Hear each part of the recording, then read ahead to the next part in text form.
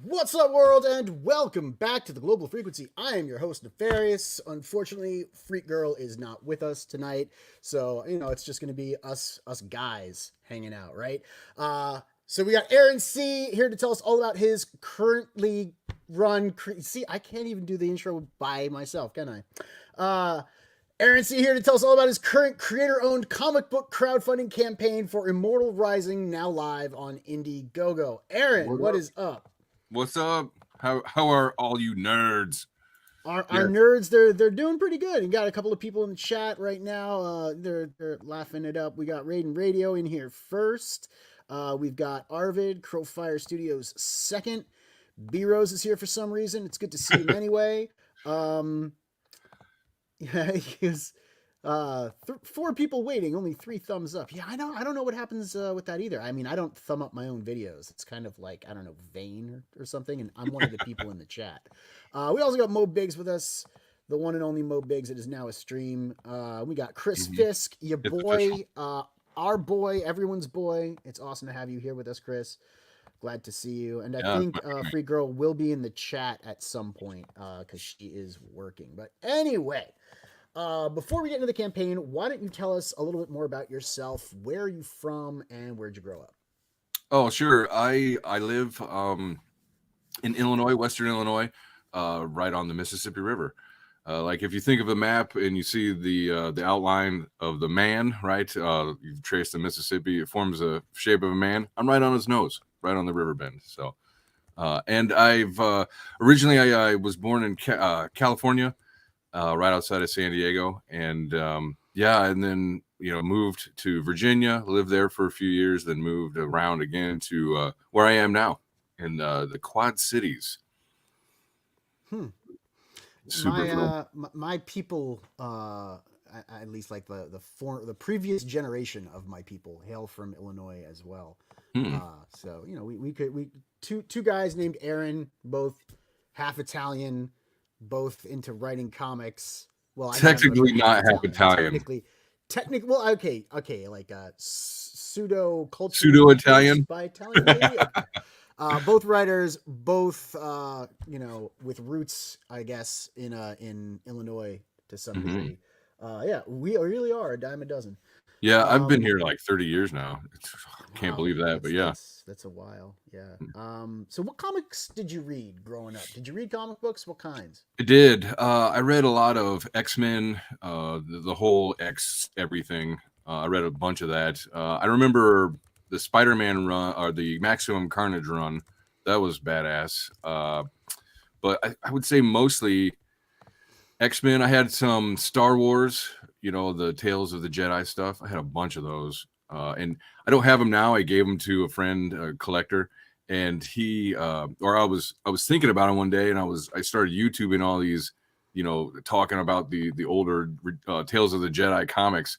I was like all nostalgic. I had to text him. I was like, dude, you still got those comics of mine? He's like, I got them right here in my long box. I was like, that's badass. So Spider-Man's a great introduction to comics. What about these days? What do you like to read these days? I only read indie stuff that I buy. I can't say that because sometimes I've tried getting some comics from the stores for like my kids and stuff. I see like the dollar resells or reissues and of classic issues, and I'll pick up a couple of those. But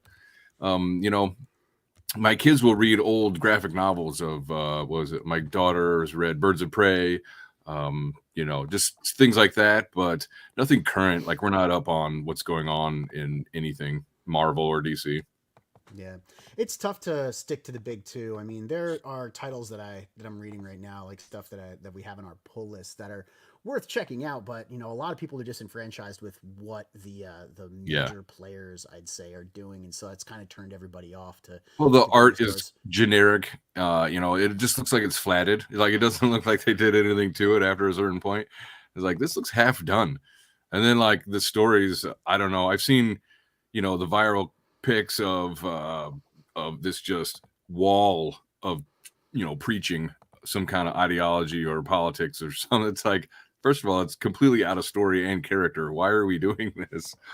Yeah.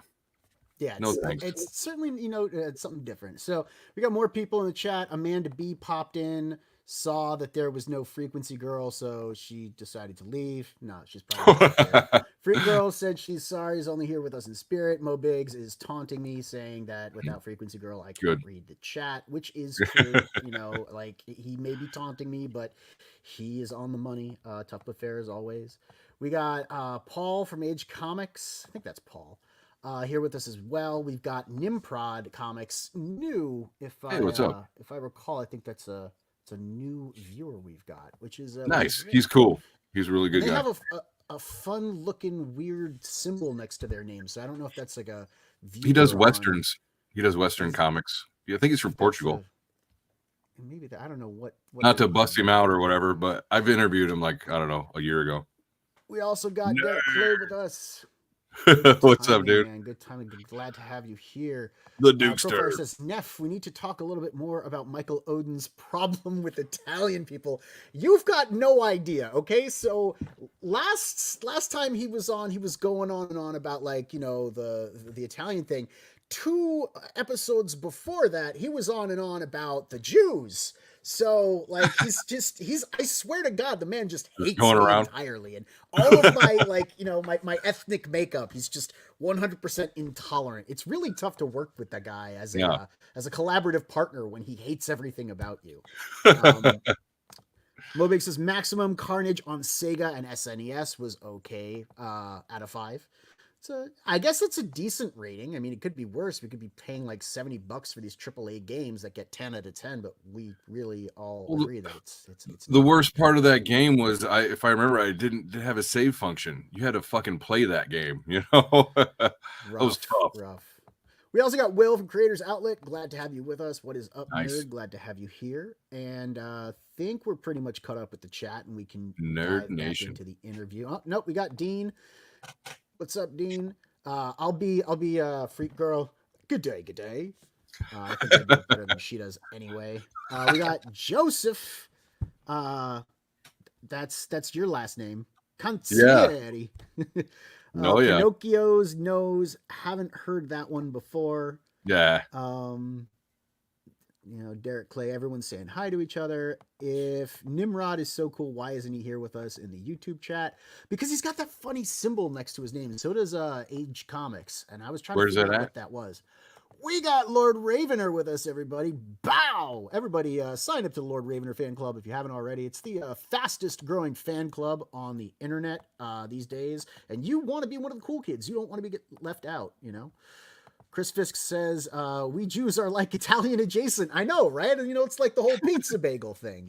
It's they're made to be together. And, I think we are all caught up now. Great. So when did you start writing? What inspired you to try writing a comic book? Dang it. All right. So I guess started writing. The earliest story I remember was in 2nd grade. I placed 3rd in the state for like creative writing or something, and that really got me just in love with writing, being able to express myself and stuff. So long time through school, winning essays and competitions or whatever, and didn't really get into story writing too heavy. A bunch of short stories that I started or never did much with. I even helped write a CD, songs and stuff. And then I guess it was what really did it for this was I was writing down, I was trying to remember in my old age, after 30 years of playing on this in the same campaign world, let's start writing down the history finally. And that turned into, writing an outline. And as I'm writing the outline, it just kind of slowly turned into writing a scene, with dialogue or whatever, and that was like, holy shit, I'm writing this. So I decided, why not make a comic book? And one of the things I love about the fantasy genre is the art. I mean, that's when it's 10 and I'm flipping through the DMG or something, I'm like, half of the fun was looking at all the different art. And so I was like, I gotta make it a comic book. I can't do a novel, so that's really where it started. Chris Fisk begs to differ. He says you just delight in tormenting your D&D players as a DM and had to share their torment with the rest of the world by chronicling their exploits in comic book form. And you know what? Yes. As a DM myself, the resident forever DM, I kind of resonate with this. I definitely want to write a comic book about all of the things that I've forced my players to go through and the horrible torments and agonies that I exert upon them. And then just, write a fun comic book where everyone's like, oh, that was awesome. We love what you did. And then I get to go, see, they liked it. What's your problem? Yeah. They said they would all love to be in this campaign. What's your problem? See, as a DM, I don't mind rewarding, but I really like taking. So, it's the best. Like, you gotta give so you can take, and like you gotta put them in those situations where they're desperate, hoping for their life. They're even contemplating, like, trying to keep what's theirs and maybe at the expense of others, and sort of try and tug the party apart, but then quickly try and have them make up, because it's no fun when the when the party just disintegrates. Right. Anyway. Crowfire says, when I DM'd, I had a player who was super into flame swords. He really wanted to have a flame sword. Those guys in their flamberge, right? Flamberge. I saw your interview with RJ, actually, and it seems like you've got a pretty good grasp of how to write a comic script and how to collaborate with an artist. Actually, listen to the way that you talk about how you write with and for Jose, how he's got a brilliant eye for everything. So you just described the emotion or tension in the panel, the characters present, and the action being done, which I think is the exact right way to go about doing a comic book script for I've learned it's really all about action economy. I don't mean to talk over you. It's just, no, and you're using the RPG terms, which I appreciate.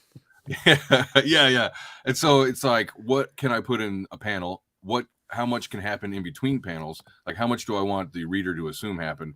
And then also is trying to put a whole scene on, like, fill a page with a scene, and try not to leave it like dangling in between, like take a whole page, that's the scene, maybe 2 full pages, but it's got to end at a page, at the end of that page. That's what I try to do anyways. I think that's good. Right. And making sure like the beats are all represented, and that you're using beats that connect to be able to follow the story and experience it sequentially. In the art, a lot of people think that you could just put pictures on a page and it'll read well, but it doesn't. You are working with a guy like Jose. He's fluent in comic book, so I'm pretty confident. I mean, his storyboarding is insane. I trust in that so much, so that's why it's just really become okay. Let me inform him on what it has to be included, like what is the emotion of this scene. And he does a better job than some of my early descriptions. I think that I've gotten better over the time that I've been writing comics specifically. And I can't wait till everybody sees, just all of it. It's going to be exactly what you mean. And then when you're ready to be like, I need to show you what we've been doing. I'm so proud of it. It's especially reassuring to know that you worked with an editor to develop your story and your script, right? What was the process like? And did you find Alia on Metamorphose? No, I found her actually on Fiverr. Oh, well, that's convenient. Yeah, I found her on Fiverr. The guy that designed the map, I found him on Fiverr as well. And a couple other people that I had tried working with. But she was great. I wanted to keep her on for longer, keep her in the loop and everything for more projects or whatever. But I think she's working for like a game company somewhere. I'm not sure. Yeah, you don't want to potentially cause a conflict of interest or run into a non-compete clause, right? Especially if you decide Right. to like turn this into its own kind of gaming experience. We got Phil with us in the chat. What is up, Phil Diaz from Zabe What up? Comics? Amanda B says, out there question, but is Aaron C the same Aaron that did Murder Weapon, or am I connecting the dots wrong? I think you're connecting the dots wrong because that's Aaron Calamieri, but I don't know. Maybe I'm wrong. No, that is not me. Sounds cool. Murder Weapon. It is pretty cool. Actually, I've talked to Aaron before in DMs, and I was going to say that'd be impressive if you just kind of like reinvented yourself specifically to, promote the comic. Yeah, Hey, I consider Phil, that. too Let me early. just take on a pin name or something, An something that, alternate identity. yeah, the So, Aaron what was Castle. it like?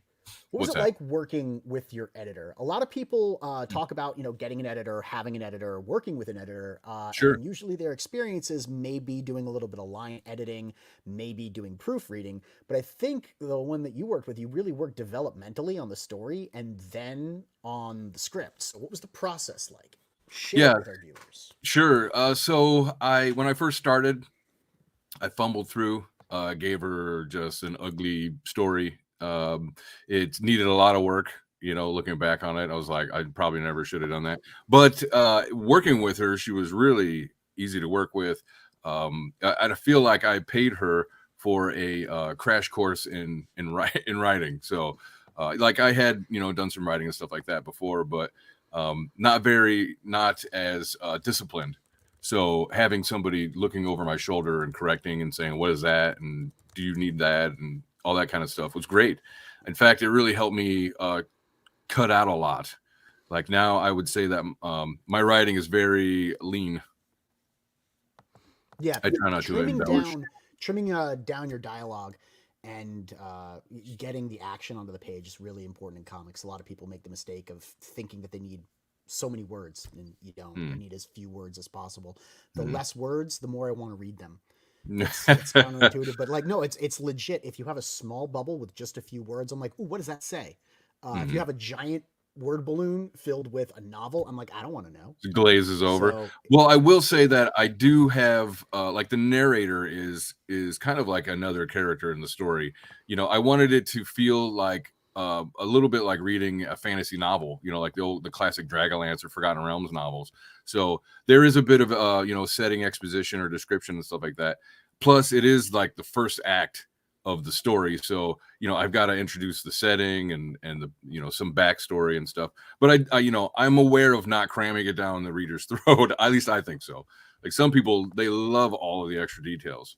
So it's just trying to find a line where you can keep the story moving, because really the story is about the characters. The metaphysics and all that stuff of what's going on and the politics of why they're there and doing what they're doing is fine, but like who they are and their development as a person, is really the whole plot. So, how did you assemble the rest of the team on the book? I mean, you've got Jose's art, right? You got Chris Fisk's graphic design, winning combination. There's a lot of But people what that write. about Rosa and your cover artist, your back cover artist, all the other people There that we go. worked on the campaign? Yes. All right. So I originally, like I said, I came up with the first version of it. I think I said that. I don't know. Everything's starting to blur together. All this shows, but yeah. So I came up with that first comic version. I'm like, this is just going to be a hobby thing for me and some of my friends and stuff like that, and maybe I can get it crowdfunded. I hear, you can get comics crowdfunded. Maybe I can get somebody to help, crowdfund it, and I can give them a copy as well. Not having a clue what it was like to crowdfund a comic. So I started putting things together. I contacted. I started posting on like Facebook groups and things like that, looking for comic artists. And well, I found one from the Philippines, Kofarosa, and he was cool. I liked his style, but I think going back on it, I probably would have asked for more examples and stuff like that. So, but it is what it is, and I was like, yeah, we'll go with that because I did like his. He used a lot of kind of light colors and just the way that he colored things and textured things. I liked it a lot. I was like, let's use that style. And so he does the book. It's like pulling teeth the whole time. Nothing against him. It's also his company, or not company, his country. What did I say? Philippines? I guess it's Indonesia. He was like around Jakarta or something like that. And well, their government was very unstable, and college students were protesting, and they were shutting down the internet. And so he was going through all this drama there. I don't mean to laugh, but he was going through a lot of drama there, and so he was very difficult to keep in touch with him. It was very, very tough. And then it comes down to it, it's complete, mostly complete, except for the cover. And then we stopped talking. I didn't get the cover out of him, so I decided to ask my friend who does murals, Dave Barnum. He's in the credits as well. I asked him because he has a bunch of murals in places around here, like in I don't know, Dixon, Illinois, a couple other places. I don't know if you're familiar with Illinois or not. So I was like, hey dude, he's like, I would love to do that. I've always wanted to be a part of a comic. So he jumped on board. I also found Abel Vera. He's a Mexican artist. I saw his digital work, and I think on ArtStation or something. I was like, dude, will you do this for me, this poster for me? And then that poster's of the Empress, and I'm gonna have that as the back cover. So anyways, I had that first comic done, and I'm going through it, and I'm like, well, I guess while it was being finished up completely, I found Jose, because I'm like, I'm not getting art out enough, fast enough, and all this stuff. So I kept looking around for more artists, and I found Jose's work. I want to say it was on a Facebook group, maybe, or on like DeviantArt or ArtStation or something. Anyways, I found it, and it was a fantasy piece that it looked, I think it was commissioned, and I was like, holy shit. That's exactly what I'm looking for. So I was like, well, I want to have more than just the main story. I think it'd be really cool if I did like a superhero version of what's going on, and that would be the gods. Like, what is going on with the gods? Because it is a war of the gods that metaphysically is going on. And so I wrote up a 10-page story for it. Say, hey, can you get this done for me? And he was like, sure, this is great. I don't know if you've worked with Jose, but he's a very positive guy. And so a week later, he returns 10 pages to me. I'm like, holy shit, what is this? Like, it was really fast. And it may even have been less than a week. I don't know. Whereas like the other guy, it took me months. It'd be like 3 months before I talked to him. It was really difficult. Like, it was really pulling teeth. And so I was so relieved to have somebody that he's punctual. He responded and all that stuff. So he wrote that up. I was like, all right, I'm going to put these stories together, and it'll be a cool little hobby thing. I'll see what I can do. Well, so then coming to issue number 2, because it's 3 issues. I started issue number 2, and I'm like, hey, Jose, I love your art. Will you do issue 2 for me? He's like, yeah, no problem. So he starts doing all that, and I'm like, I'm looking at this. I'm like, I can't sell the first one with that art, with Kofarosa's art, who is an amateur, admittedly, and all that stuff. He had a lot to learn and whatever. Still liked it, but compared to Jose, who is, a professional animator that's got the scars on his hands to prove it, it's like, hey, Jose, if I'm going to do this, I have to give any potential audience or fan base just the best that I can. So I was like, I don't know that I could find better than Jose, and he's great to work with. So let me do this. And he did number 2. He cracked out number 2. It's done 95% right now. Just last touch-ups to do. And he was like, Aaron, what you got to do is you got to network and stuff like this. Because I had tried selling that one like on Kickstarter. I tried crowdfunding it, win zero. I had like $300 in funding, and so failed. I canceled it after a week or whatever. And I was like, there's got to be a way to get it out there. He's like, Aaron, you got to network, and you got to get involved with Comicsgate. They're a comics group who isn't about the politics. They're more interested in just making good comics. I was like, all right. And he's like, hey, check out this show, Bancroft. So I, started watching Bancroft, and the ambassador to CG, I suppose. And, I was like, holy shit, all these guys are so cool. And it's like hanging out with buddies and stuff. So that was basically the start of it. And then seeing everybody, and the the standard that people were expecting out of comics and these campaigns, I was like, I have to up my game, you know.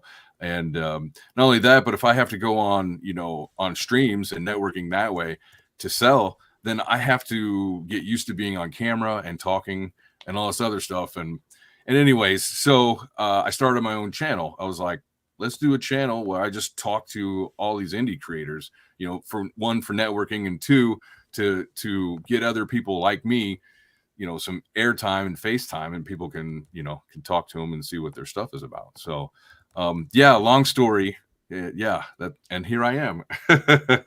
After about a year of the YouTube channel and I don't know, 150 videos or something, I made it. Yay. I was gonna say, yeah, it's, I mean, it's a pretty long chronicle. I've seen your YouTube page, and you've got some really great interviews I with, do. you know, quite a few people that are important, I guess, to the scene, who've been Hmm. creating for a long time. Yeah. Smaller Mostly creators, fantasy, trying to larger focus creators. on Yep. fantasy. Yeah. Sorry to sorry to talk over you. That's all The right. Go ahead. I tabletop. mean, you have a show, so you know what it's like, right? Yeah. Well, I've got the tabletop guys. Like I've interviewed the creators of Castles and Crusades, Trollord Games. He's a well, one of them. He's awesome. He's super cool. I interviewed the guys who did the documentary on the history of D&D, Blackmore Films. So, or I think it's Blackmore. And yeah, those, I think Blackmore is my biggest watched video actually. So yeah, just really great. And then on the art side for the comics, you know, Andy Smith, Jimmy Reyes, you know, Aaron Lepresti, that kind of stuff. It's pretty cool. I'm so humbled thinking about some of the guys I've talked to. It's neat. It's fun. Definitely. I read your latest article on Iron Age Media, by the way. It's Mm. a summary for the pitch and you know, summary of the pitch and an advertisement for the book in a way, Yeah. for the crowdfunding campaign. How does Immortal Rising fit the bill as an Iron Age book? Ah, great question. So the way I feel is that I am creating an IP potentially that will replace for some people, you know, whatever the crap is going on in the mainstream. You know, I'm trying to help produce the next generation of content, and you know, I may not hit it, you know, hit it big or whatever, or be super well known, but I do hope to influence people out there and to show them that you know there is still good stories and comics and brands that aren't, you know, trying to suckle at the ESG tit or whatever they're doing. You know, like this is the real underground. This is the real counterculture, and I just want to do my thing and try to find an audience.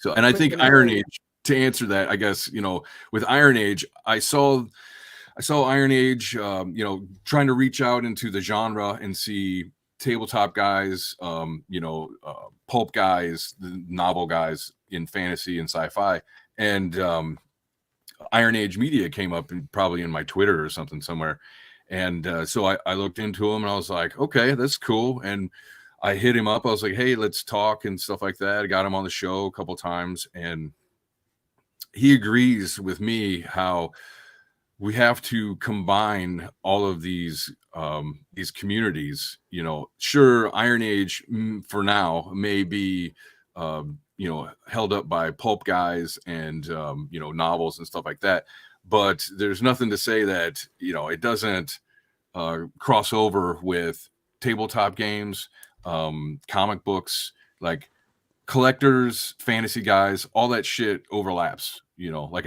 a Venn diagram, as Kamala Harris would say. So yeah, and I think that that's kind of the way to do it, is a united front to create the new culture is the only way to approach this.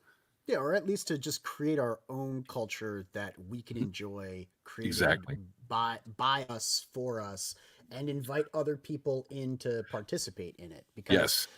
I think that stuff is going to exist no matter what, no matter where you go with it. And so I think focusing on just the generating of our own entertainment, the stuff that we want to put into the world for other people to read, that we would read ourselves, is Yeah. definitely going to, eventually become that tide, that Mhm. overwhelming tide. If we're able to be the ones creating that type of entertainment, we don't have to rely on those entertainment companies to do it for us. Now, I Right. thought it was important to mention Iron Age because you've expressed that desire to build a bridge, and you went Mhm. through the whole process of learning to market yourself, put yourself out there, get into independent comic book creator circles and frequent, communities, and then, reach out to other communities and try and embrace and spread the I guess the network, which I Yeah. think is very, very admirable. You and Rich over there looking to I guess expand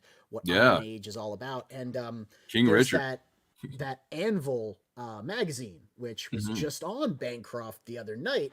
And Hmm. I was like, oh, this Anvil thing, I've been seeing it float around with the Iron Age hashtag, and I've been seeing, um, the promotion for the magazine, and then I see him Yeah. on Bancroft, and it was funny because you mentioned, like you going through Bancroft the ambassador, and it's funny how, like, I don't know, there are all these smaller cells of creators who work together, know each other, Yes. network Well. together, promote together, and it's all starting to melting pot.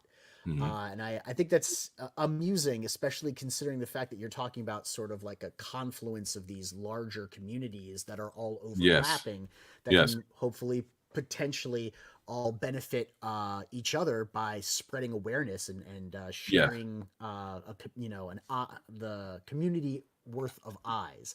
Let me say hello to the people in the chat real quick. We got Sim. You were on Sim's show earlier with Sugar Yes. Thoughts. We've What's up, also Sim? got Rich Ayala Roach Balls in the chat saying, we got a notification, I think, about our Guazine, man. I cannot wait to read Puto vs. Puto. I have been waiting for that comic for, since you announced it, since I saw the concept art for Puto vs. Puto. That is the thing I've been waiting for the most. Yeah. We also got Corey Barton sneaking in to say hi. What is What up, up? Corey Barton? Thank you so much for joining us. Some other stuff's been going on in the chat. Let me just scroll through it real quick. Sure. Um, Chris Fisk said, "Did you hear that Wizards of the Coast is ditching mixed races in D&D? No more half elves. I didn't know that was a thing. That's kind of a little Yes. depressing. That's It's a the little depressing. new. Yeah. That's the new I mean, I outrage. stopped paying attention to Wizards after the OGL fiasco. I mean, Um, seriously. Yeah. I just like I don't care that they walked it back. I don't care that they revised it. I was like, look, these are their true colors. This is what they really want to do. Are you honestly going to say, oh, it's okay because you revised the thing that you put out and the thing we tried to sneak past you? Are you really going to trust them? No, I'm not giving them any more of my money. No. So Yeah. I've been paying attention to Wizards for a while. No D&D for me, man. Although Yeah. I did see Hasbro's new D&D movie, and I say And Hasbro's because it credits Hasbro with right. D&D, not the original creators or any of the guy who created Forgotten Realms or any of the lore building or anything. But no, it's Hasbro. Hasbro made Yeah. It's plastic just mimics, therefore they own D&D. I'm gonna get salty if we keep talking about this. it's so We got gross. Jimmy It is. Reyes with us. What is up, Jimmy Reyes? What's up, Dragon Jimmy? Age. If you guys haven't checked it out, Dragon Rage, I should say, right? Mm-hmm. Still available. I think they are closing in on 21,000, 22,000, somewhere in Nice. there. Jimmy's got a couple days left still. Very excited for that book. I've got like 4 copies of the first issue over there. Definitely should get Jimmy back on the show at some point. We got Mm-hmm. Ichthus with us as well. What is up, Total Excellence? Ichthus is going to be launching The Flock with Scott soon. We'll keep you up to date about what the launch schedule is like for that. Who else we got here? Looks like that's about it. Crowfire says, "What a bunch of absolute ass clowns." I know we're acting, goofy, but you don't gotta call us out like that, man. That's just mean. Chris Fisk says, "I no longer feel represented in D&D because I can't make half breeds like me." I know, I understand. But then again, I mean, like, everyone was playing half elf. Like, elven supremacy in D&D was a thing. They are the best race, pretty much Mm-hmm. bar none. They're better than humans in every conceivable way. You Yeah. kind of get away with the best of both worlds playing a half elf, but you know it's weird. Since they did the whole Tasha's thing, now nerd speak, we're just gonna bleed viewers talking about this.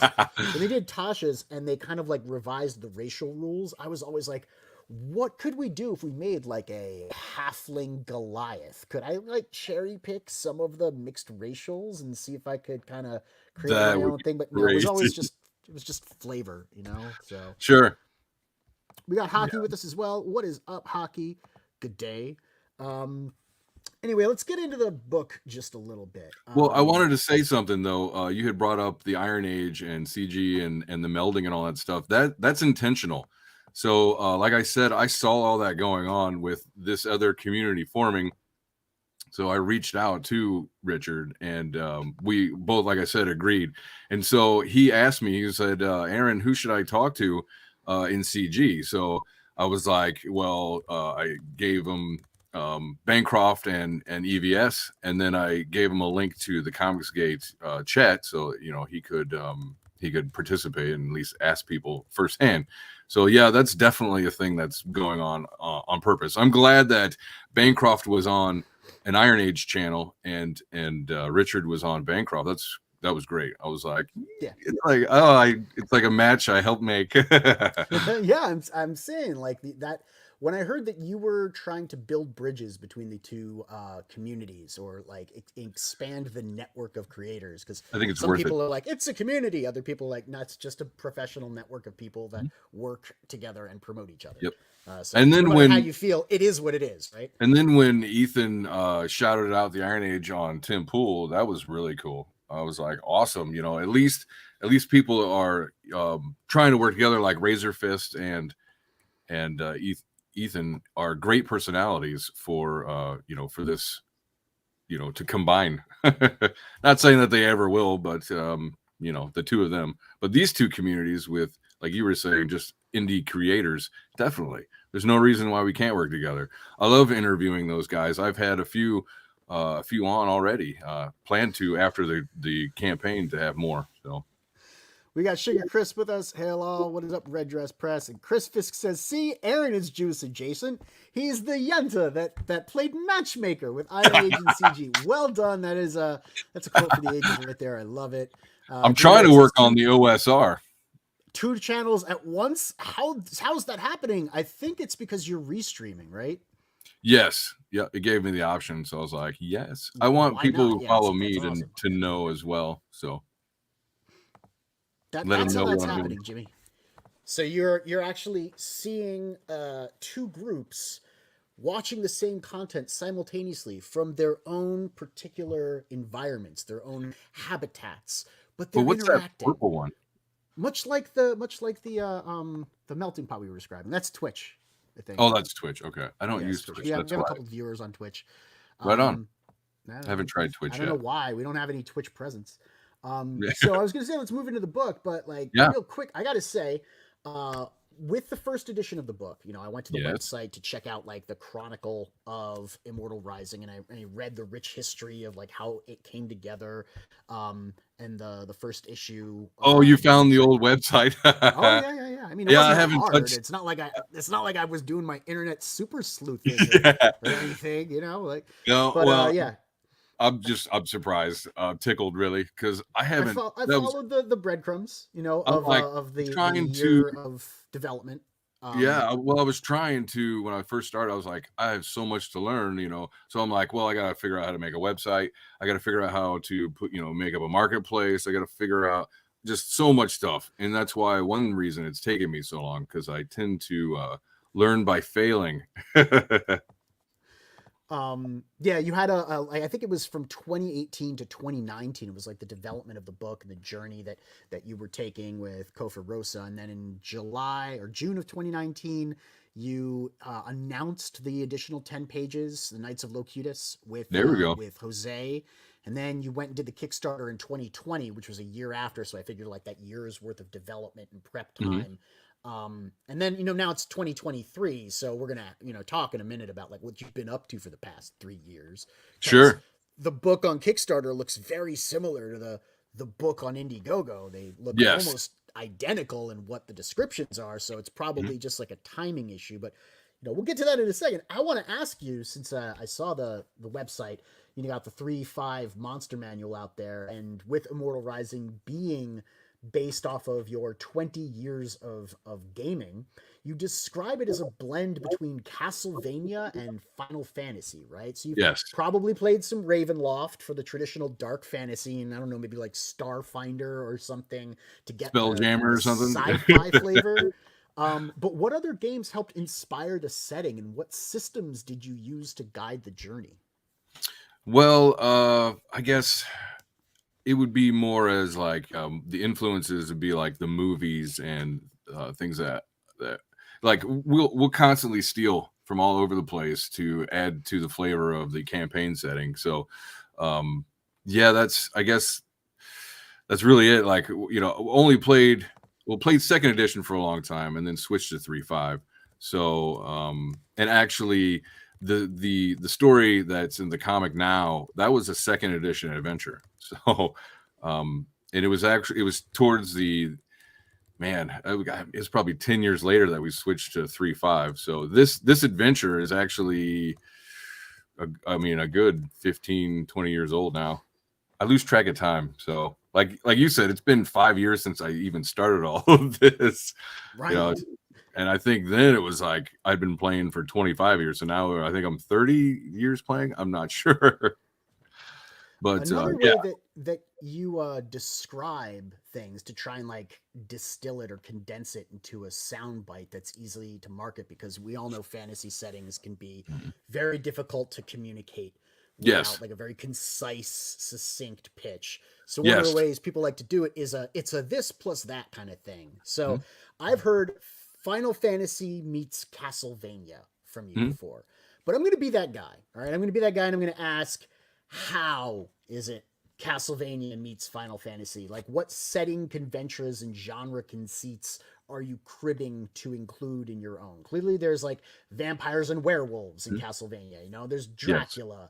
But are you digging any deeper into like the thematic elements of the franchise to build out what we can expect in Immortal Rising? Is it going to be like Not in a particular. legacy of vampire hunters, the forlorn, Yeah, good question. star-crossed people, that whole thing? Yeah, no, that's a great question.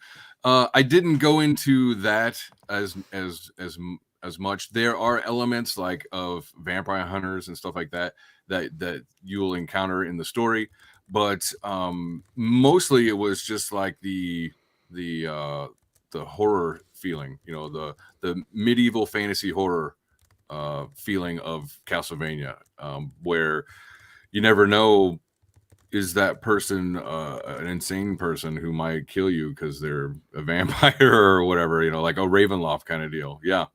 Got it. So with the Final Fantasy stuff, it's more like Moogles and Magitech with giant riding chickens, not so much like the personal relationships detracting from like the main storyline, or Well, departing onto tangents, the with the Final tropes of. Fantasy, Oh yeah. with the Final Fantasy, we have like the crystal. There are crystals involved. The Magitech kind of stuff that's there.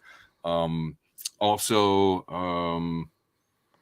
trying to think of some other stuff. We don't have the chocobos, but definitely we get into, the way I write it is, the character progression is the plot, and I suppose that would be similar to like a Final Fantasy, whereas like in Castlevania, like the character arcs are very different if they're, if they exist at all. So yeah, I suppose the character development aspects of Final Fantasy are there in the book for sure.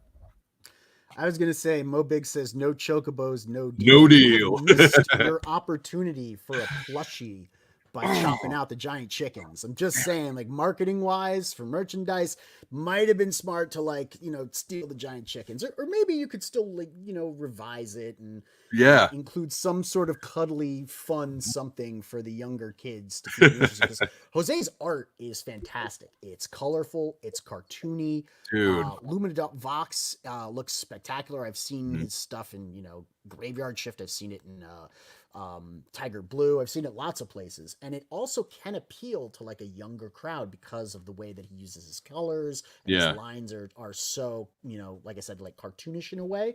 You could Yeah. definitely get away with marketing a plushie that people would probably buy and give their kids. Like it's Hmm. something you should think about.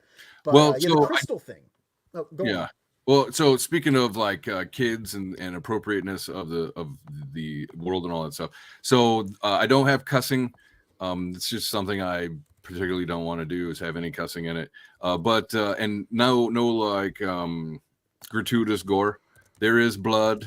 There are wounds and things like that. But yeah, it's not like I don't know. I can't say you're not going to see somebody ripped in half or nothing. So, but it's just not based on the gore part. Like that is there because it is slightly, you know, a horror story because it is a world, you know, it is based on a world that is ran by vampires and werewolves. So yeah, Right. So we should probably actually talk about the world of Immortal Rising. You know, we've been going for like 45 minutes just talking about all this other fun stuff, but I want to like give you a chance to really pitch the book. So without sure. further ado, are you ready to show us your cock, your create your own comic kind of Yes. Now, funny excuse thing? me while I whip Yeah, this out. right, exactly.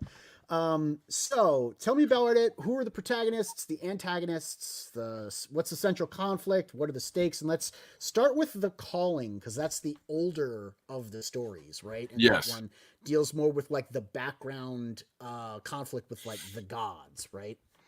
Uh, yes, sort of. Well, I do introduce it at the beginning of this of the calling to explain what the hell happens to the main character. But I did write up a pitch, so I'll try reading that. And You do that, and I'm going to bring up the campaign page. perfect. All right. So at its core, Immortal Rising is a story of survival. It's the story of a young elven man named Drake, and he has a bright future ahead of him. He's got a promising military career as an elite Elven Ranger. He's got a pretty girl that he's crushing on, and he's got a clear path from being a low class, like a forest rat, as he would say, and into something greater than what he came from. And so, but then, fate calls and it steals him away from all of that. And so, in this universe, in the Immortal Rising universe, an epic war of the gods is raging. An evil god is on a long quest to kill his creator, Locutus. And that quest comes to a peak on a planet named Terra. There's some things in there like the evil god has a vision of like an ultimate weapon that he could finally end this conflict in the war and kill his creator with, right? So he sends his empress to that planet to retrieve that weapon. Now Terra is that planet, and Terra is a planet ruled by Dracula, or was ruled by Dracula up until about 5 years ago, when he was destroyed and by a now deified holy warrior named Andronicus. Now, the Terra is ruled right now. Terra is ruled by Dracula's undead lords in like a feudal plantation prefecture, right? With only the Church of Andronicus standing against it. So, because like all the people, the villages, the towns, and all that stuff, they're all controlled slave. They're farmed basically. And it's on Terra in this battlefield where fate has called our heroes, right? Now they must fight to survive in this war on this world of monsters. But of course, first they have to survive each other because it is 5 characters. It is a 5-man band story, and each one of them definitely has their own personality. So, yeah, and that is the calling. We've got a very interesting, fun flame war going on in the chat I between see that. your chat and my chat Oh shit. are having a war. It's very amusing. Corey is taunting Mobiggs, saying that your chat is better and can talk about the A word and the M word, which is what you're not allowed to talk about over here. And Mobiggs is saying that's why your other chat is just full of people. Boom. Frequency Girl says, so sad. You think you know somebody, and then you find out something like that. I think she's referring to Sugar Chris having a Steve Urkel doll that's possessed by the spirit of Danny. So yeah, there's a lot going on, just like what's going on in the book. Funny enough, I added the campaign, and I was scrolling through, and I switched back over to check on the chat and realized that I hadn't actually added it to the screen. So I was just scrolling through the campaign, like showing it off, and yeah, no one was seeing it. It was I did that too. I did that early when in my streaming career. I'm like, oh fuck. Well, I mean, I need some more bisexual lighting to catch up with everybody. Yeah. There's not enough purple on my side of the screen. Right? That's actually one of the jokes I have about the art is, it's a very woke book because, for instance, you got lots of bisexual lighting. Yeah, very purple and pink here, right? And I love it. I mean, that's perfect. Who's going to think of fantastic coloration? Who's going to think of colors like that in a fantasy? Jose's fantastic with that, though. Like, yes. He really understands. Look at the palette shift from here, right, to this page here. I mean, it's conscious, right? It's definitely a conscious thought. But despite like taking it from grim nighttime to bright daytime, specifically the choice of the saturated hues that he uses. You could use anything. You could use like a dark blood red, but like the way that he contrasts the pink and the lavender there with the clouds, right? It's very good. Chef's kiss, doing, right? Yes. It's like if just hire Jose and like step away, right? Look at that panel. Yeah, just gorgeous. Drake standing there on that limb. That's so gorgeous. What about the Knights of Locutus? That one's a little bit, sounds to me like a little bit more personal in a way. Like that has to do with like the 5 heroes drawn together, right? So what the Knights of Locutus is that is the story. That story follows the gods, right? So if Drake and his party are first levels, the opposite of that is the gods and what they're doing. Like, how is it that, I said that there's a war of the gods. What is that battlefield? What does it look like? And so I showed everybody. We get to see all of the powers, and then we see how the two worlds interact in a way. Not completely at first, but over time, definitely. So who is this dude right here? I've heard stories about him. That's the god of battle, right? Yes, that is Listo. Tell me about him. Sure. I guess so. He was originally a one of the first characters played by one of my original players back when I was like 12 or whatever. He ended up becoming the god of battle. He has a very storied history. So I guess what's important to all of this is that him and the other guy, the god of magic, are brothers in arms. They've been together forever. Since they were kids, really, and grew in power in their own separate ways, but always together. And it was also together, like before they were gods, because of course in D&D you can always progress from nobody to godhood, right? So he wasn't born a god, but he was born a bit special and whatnot, and he becomes the champion of Locutus. Because the bad guy Bamain and his evil empire had basically taken out Locutus throughout much of the universe, and it was Listo through his actions helping to free Locutus and bringing his power back way in the ancient past. Which a lot of that we'll get into probably in their book, the Knights of Locutus book, over time. Yeah, so with this Immortal Rising #1, like you were saying, it's 2 stories packed into one book. Will those diverge into their own separate storylines to be handled in their own titles? Or will the book moving forward, like, Immortal Rising issue #2, have the next chapter in both of these stories between the covers? Yes. Yeah. So they are 2 stories. They are completely separate, but you will see them interact in like in just like a roundabout way, where it's like, well, the gods do this, and so it affects the world like that, and we see it through our first level characters' eyes.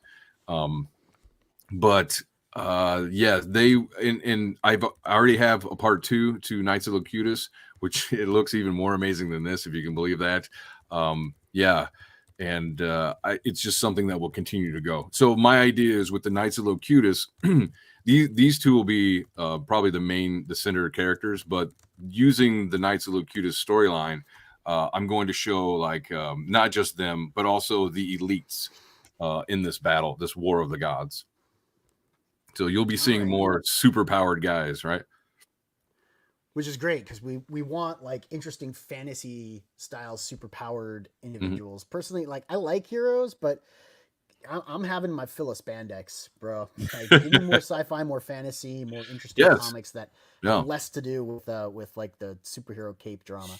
Well, and I On think that, with Knights of Locutus, little secret between us. I think that Jose prefers drawing Knights of Locutus because he can go super crazy and abstract and just ridiculous with it, and it still makes sense. Like you should see if you like that samurai dude, yeah. Listo, just wait until the second book, and you see, like even I mean, look his at it right there, right? Like yeah. it reminds me of some crazy, almost James Heron, James Stocco kind of, Oh, very exaggerated, detail oriented art. yeah. Maybe some kill 6 billion demons inspiration in there. Like, I like Jose's art. I think it's very inspired. Yeah. So Well, and why don't he's so good at abstract. Like he knows how to just go crazy with it, and it looks terrific all the time.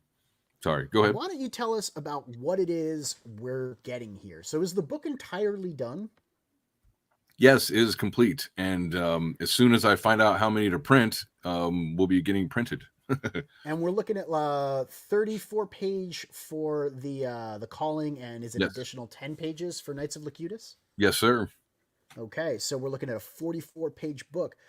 Yeah. Specifically, have you looked at your cover finishes, your paper stock, that like your binding, that sort of stuff? What can we expect as a physical product? Yeah, and actually, it should be listed on some of the little tiles, but it's 80-pound glossy paper and saddle stitched is what I think what I'm going to go with. Originally, I was going to do saddle stitched, and then I was like, well, let me look into perfect bound, but I'm not sure I'm going to do the perfect bound. It'll most likely be saddle stitched this time around. Yep. 44 pages is a little shy for Hmm. perfect bound Perfect for bound, my yeah, yeah, tastes. Just right. remember the And there is 80 filler point art as well. 80 point does tend to be a little bit thick for saddle stitching depending upon where you go for it, and it can get that Hmm. weird fold where like the thing doesn't close all the way and you can like see through the comic, you know what I mean? Okay. Have you picked a printer to get a proof from?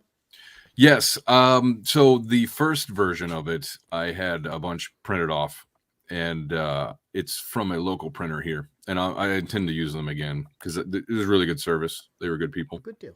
Good deal. And so Like I drive past it on my way to work, so it's not like it's not going to be a difficult, process to go there. In fact, I can't wait because I would love to do like video, like a video of the printing, because like they'll be like, here's your proofs, and I go in, they show me, and hey, what do you think, and all that stuff. So I love to be able to do a little video, show everybody. Matty Fowler in the chat. Speaking of a dude who has worked with Jose Yes. at length, Mr. Fowler is.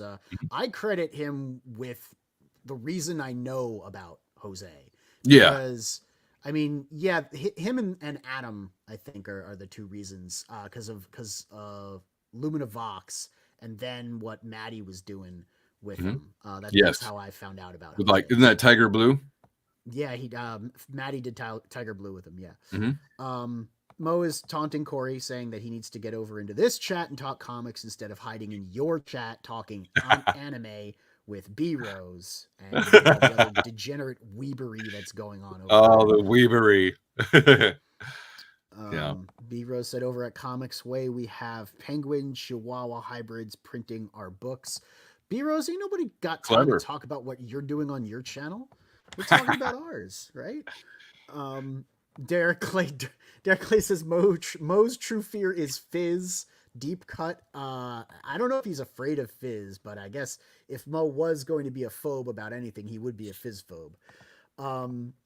So tell me about the perks we're looking at here, right? We got the Yes, digital, sir. which is great. Mhm. How are you fulfilling the digital? Is it going to be like a PDF that you send out through Yes, it'll Dropbox or okay? it'll be a PDF. I'm not really sure how I'll handle that.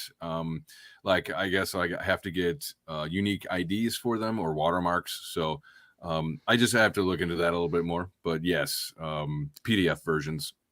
Then you've got this early basic immortal, which is for the first 2 weeks of the campaign. You can back this tier for $20. It gets you the PDF Mhm. plus the issue number one physical, plus the early bird card, right? Yes, sir. Yeah. And then you've got the bundle, the early bird bundle. So it's a more than one copy of Yeah, and of the early basically bird. it's also $5 off if you get two, um, you get like $5 off the second one is the idea. So instead of for $40, it's 35. And it's interesting. You went from like 5 to 20 to 35, and then you straight jumped to 100 with an everything tier. What's Yes. going on with the early bird everything immortal, Mhm. and why is there such a large, I guess, disparity between the contents of the two tiers and the Sure. perks? Well, so the idea was like, how about I put out just like bare bones, on the shelf, out here, and then have everything else as add-ons. So you don't have to, have things in your perk that you don't want. You say, oh, I just want one copy. Let me go into that and also do all these add-ons. So, then you can add on one card set instead of two. And it makes it easier for me. It makes it easier for Critical Blast, who's going to be doing the fulfillment, just to keep track of perks and, what's in them and all that stuff. So, and with the everything, I was like, let me just do the math for you, and it comes out to about $100 if you bought everything. And that means you get the two physical copies of the same book, you get the two posters, you get the 8 cards, the sketch PDF, and the regular PDF. And if it's the early bird, then you also get the ninth card, the early bird card. That's a pretty good deal, I gotta say, $20. Now, I gotta ask you, how did you figure out your price points? And then, because I checked, how did you price out your shipping? Hmm. Yeah. So what I did was, just compared, or I got quotes from the printer, um, uh, looked at how much that's going to be, and then I talked to RJ from Critical Blast, and I was like, dude, tell me, since you're the fulfillment guy, what should I put down for my shipping? And he was like, well, for this weight and this size, do this. And so for this one, put that. For that one, put this added amount. And then your add-ons like the cards and the posters and stuff, just add like $1. So yeah, I went to my fulfillment guy and said, how should I do the shipping? So RJ suggested you do $10 flat international shipping. yeah, he said $10 worldwide on the Okay, yeah. all right. If RJ can get ten What is it like? dollar international shipping from the U.S. to Australia, then I think you got a shot to get a lot of international backers. I Was just it like don't 50? want you to find out that it's $35 to go to Yeah. Australia, and then suddenly you're like, well, damn, that's going to cost me more to go international than Yeah. I anticipated by quite a bit. Right. Right. Yeah. So I don't, you know, I guess this is my first time going through and filling out all of the shipping stuff, and that was a problem that I had. That's actually what I put in the update, was that I hadn't done some of the perks correctly, and I had to go back through and add in some of the shipping. So apparently that's something I have to address again. Well, I mean, I don't know. I don't know if RJ has a special flat rate deal with See, I'm pirate not ship. I don't know how sure. he's doing his. We went through the pirate ship distribution center, which Okay. was very helpful. I can give you their information, but I'm sure RJ already has that. And since he's handling your fulfillment, I don't want to step on his toes and say that like I would price international and domestic differently. He Yeah. knows his business. RJ is a very competent dude. He is 100% on top of his game when it comes Yeah. to getting things places. He has gotten things for me in like 2 days with turnarounds. He's been able to Yeah. pull things out of thin air and make them materialize. So all credit where credit is due to Critical Blast. I'm just happy to see, hey man, maybe we can do $10 international shipping. That's great news. Well, I'm not so sure, because I do know that he has like distributors in other countries. So and like I think he does bulk, so he'll ship a couple campaigns together. Don't quote me, but if I remember right in conversations with him, I do remember him saying something like that. Cool. All right, so now you've got me worried. Damn it! Don't worry about it, man. Like, hey, here's the thing.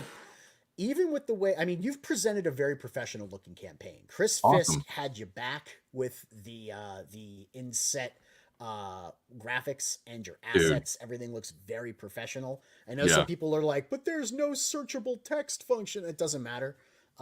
Page ID and recognition is its own thing. It's only when you're on the page hitting Control F looking for something that it doesn't work in the graphic, but who cares?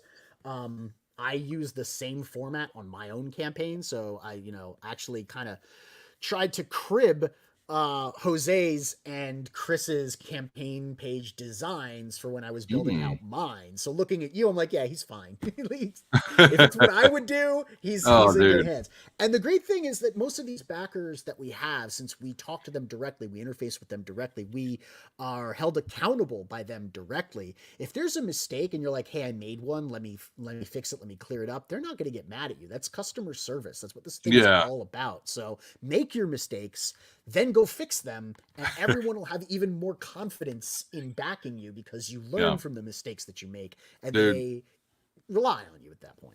That's the only way I learn. I swear, you got to fail forward. I'm like, fuck, I fucked that up too. All right, let me redo that. Okay, all right, now I know not to do that, because I do rarely make the same mistake twice. I will give myself that.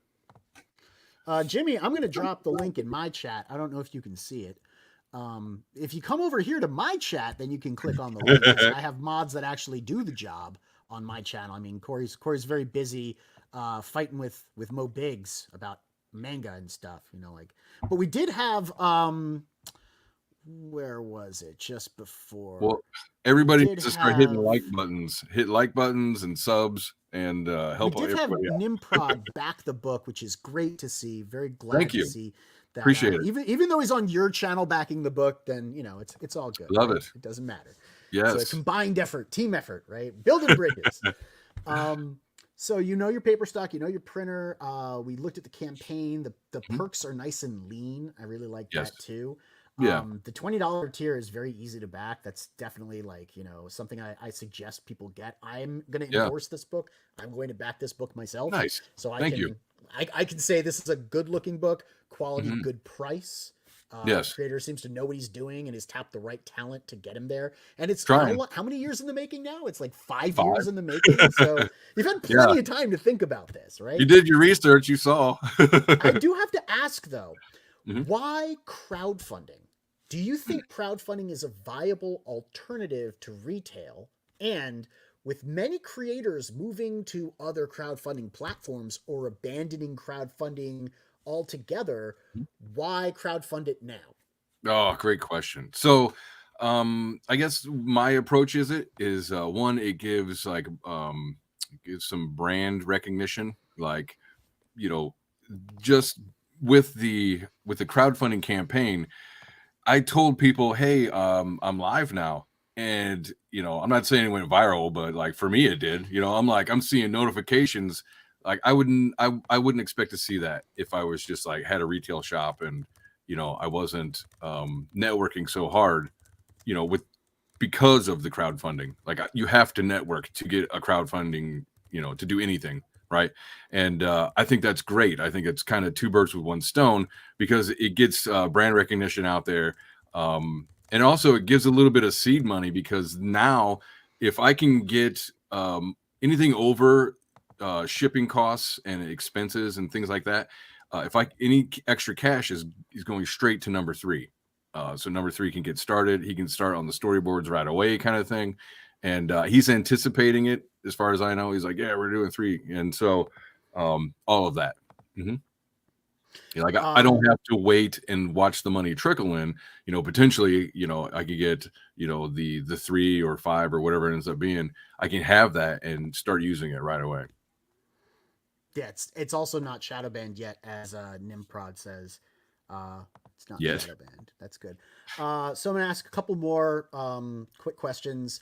This might be a sticky one, but why Indiegogo over, say, Fund My Comic? Hmm. Oh, that's a great question. So originally, I had started the sign up page like a year ago on Indiegogo, long before Fund My Comics. So I didn't want to just pull up root and move to Fund My Comic right away. Although I am now that I'm kind of focusing in, and I think I've got the campaign where it can kind of swim on its own. I can go into other avenues and say, okay, let me learn how to get on to Fund My Comic as well. Like I'm the kind of I don't want to spread to myself out too much. Like I need to focus on this. Okay, task accomplished. Let me now apply myself somewhere else. So that's Yeah, it's really hard to try and manage multiple campaigns and provoke campaigns on multiple platforms at the same right. time. Staggering them is good. Overlapping them by maybe a few days, a week at maximum is okay. No Yeah. love for Kickstarter after the way the first campaign went. No, it's nothing about that at all. I just saw that Comicsgate uses Indiegogo a lot, and that was the pretty much the main reason that I even went to Indiegogo. So not only that, Fair but you enough. don't have to have like a set what is it? I can't remember the term, but you don't have to have a set. Yeah, Fixed goal. You can do fixed goal. flexible. Yep, Yep. flexible goal. Thank you. Yep. So are you planning on publishing Immortal Rising through an LLC imprint and possibly developing one after issue one? Are you going to be using a barcode, going to Amazon to sell in the aftermarket, going to stores? Do you have long-term plans for this thing, or just crowdfunding? Beautiful. Yeah, great questions. Yeah, I fooled around with the barcode stuff, and actually, if you get the first Immortal, which is offered in the campaign, that one, if you buy that one, it will have that is an ode to all of my mistakes, right? And only the true I'm collectors definitely have it. getting that then. Yeah, Definitely getting that. it's the layout of the book's kind of ugly and amateur. It's very amateurish. But Bro, but I that's like the also best when you can put the first draft next to the finished product and right, really see how the creator learned and grew and saw what mistakes they were right, making, revised them, and came out with something extra. You can see their learning curve. I right. love That's that, cool. man. I Yeah, get I get scripts from people when they offer them because I want to see like the inner workings of it, and being yeah, able to see the journey like that. You being brave enough to put out your first draft, yeah. that's commendable.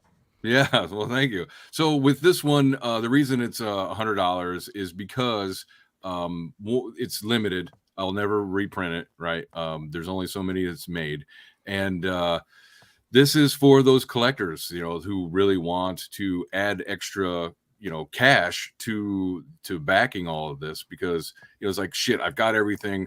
Well, hell, let me get this extra little collector thing here, and I'm helping out more. It's like hell yeah, thank you. Because I would love to like add extra like covers. Oh, here's my variant cover of this and I could do all of that, but for me it's like then I have to sell all those books. Yeah, And it's I true. may only get 5 variants sold out of, and I gotta order 100 of them or something, and that's just gonna shoot me in the foot. Last few questions here. Sure. Have you done any online hosting with like Webtoons, Tapas, or Comic Reader? Have you considered doing the digital release over there? I haven't, but I have thought of what is it, Global Comics. I have Yeah. considered them and putting it It's on actually there. we should talk after the stream briefly then, because one of the things that Chris offers is a great way to distribute your digital.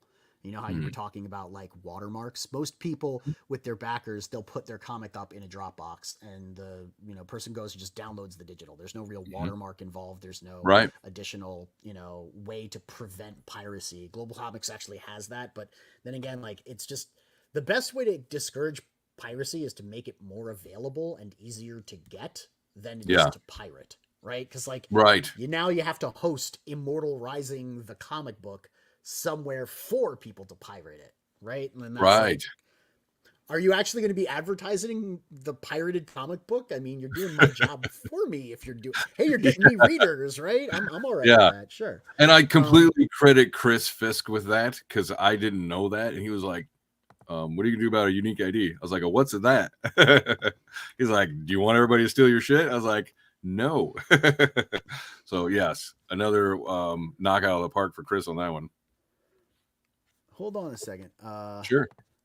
1 second. Here you go, Nimprod. I don't know if you can see this, but that's the link to the chat that we're in right now. If you want to come over here and hang out with the cool kids. I know Corey's going to fight to the death as the last man. And you know what? I might actually go and jump into your chat with an alt to keep Corey company while he dies on the hill of whose chat is more fun. Because I like Corey. Corey's a bro. I don't want him to die alone on that hill. No. What obstacles have you faced creating your comic book and your crowdfunding campaign? How have you overcome them? I'm sure that's a very long and drawn out question. Yes. Why don't you give me like the hardest one that you've come to encounter and how you overcame it? The hardest one, I guess, is, I don't know. I would say for somebody who's not a Terminator on the inside, is just you have to constantly push forward. You have to not stop. You have to be relentless. And that's the only way, being somebody who's a complete amateur and has no experience in any of this, that I could ever survive this far. Right. That's really it. You have to want it. You have to be passionate about what you're doing. And if you're not, then, don't start. True. Now, what's the most fun thing about going on this crazy journey called making a comic book?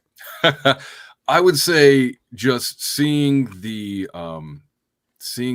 art, just seeing it all made, like seeing something I wrote and thought of and created, and then seeing like, the collaborative artist effort on the other side, and seeing how they contribute to it as well.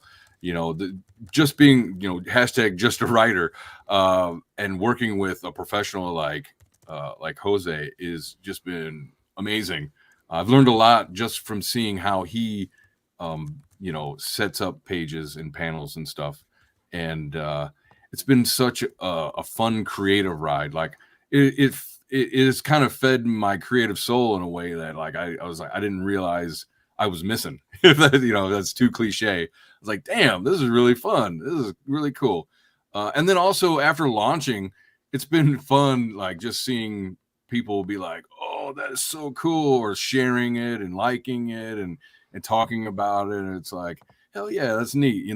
I got up the morning after I launched and I was already at 15%.